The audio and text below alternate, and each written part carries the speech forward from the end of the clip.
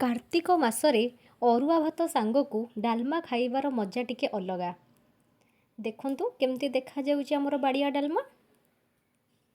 चलंतु आमे एबे स्टार्ट करिबा। हाय हेलो नमस्कार, मु रोजेलिन आपण मानकु स्वागत करूची मोर यूट्यूब चैनल होममेड कुकिंग को। चलंतु आज गोटे नुआ रेसिपी स्टार्ट करिबा। मु एठी कौन कौन परिबा नेची देखंतु।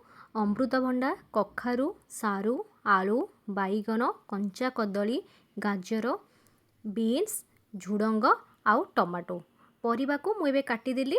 कदली रे हलदी पकेकी रखिदेली आउ बाईगन रे भी हलदी पकेकी रखिदेली जेहेतु सी कला पड़ी जिवो बोली। तापरे मु एठी हरड डाली किछि नेछि आउ बुट डाली किछि नेछि आउ एठी किछि अदा छेचा आउ कंचा लंका नेछि।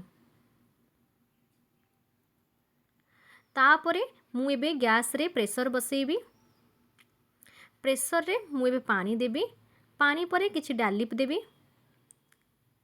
डाली रे मु हलदी पकेइली आउ लूण पकेइली। तापरे मु एबे सबु परिबा को पकेइ देबी। टिके तेजपत्र भी आपण पकेइबे।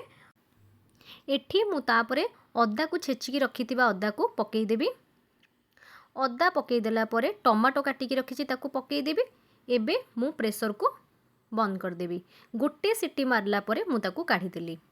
एठी मु किछि कोरा नडिया नेछि आउ एठी किछि गोटा मसला नेछि। पान मधुरी, जीरा, सुखिला लंका, गुजराती, लवंग, दालचीनी, गोलमरीच आउ तेजपत्र जोटा कि ताको ग्राइंडिंग करिकि ता पाउडरटा दिया हबो।